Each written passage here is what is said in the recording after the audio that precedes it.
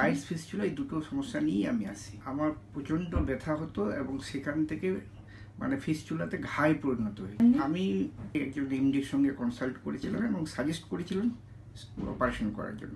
14 September first time doctor Shafiullah ওনাকে visit করি এবং তখন থেকে আমি এখন পর্যন্ত প্রায় 75% ভালো আছি।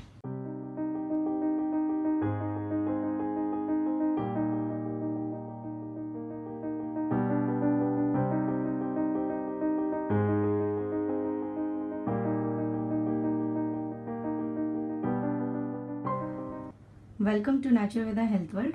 আজকে আমাদের সাথে আছে জাহাঙ্গীর আলম। কিছু সমস্যা নিয়ে উনি ডক্টর কে এম সাইফুল্লাহ স্যারের কাছে ট্রিটমেন্ট করাচ্ছেন।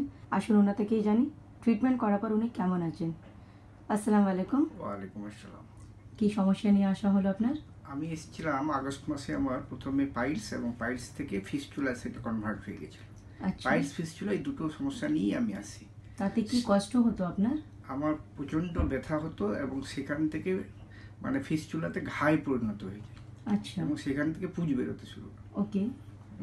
তারপর কোথাও ট্রিটমেন্ট করেননি? আমি লোকাল ডাক্তারকে একজন এমডির সঙ্গে কনসাল্ট করেছিলাম এবং উনি পাইলসের কিছু মেডিসিন ইউজ করেছিলেন এবং সাজেস্ট করেছিলেন অপারেশন করার জন্য। আমি সেটা করিনি।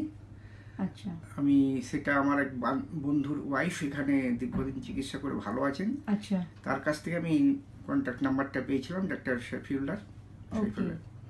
সেখান থেকে যোগাযোগ করে আমি 14 সেপ্টেম্বর ফার্স্ট টাইম ওনাকে ভিজিট করি এবং তখন থেকে আমি এখন পর্যন্ত প্রায় 75% ভালো আছি।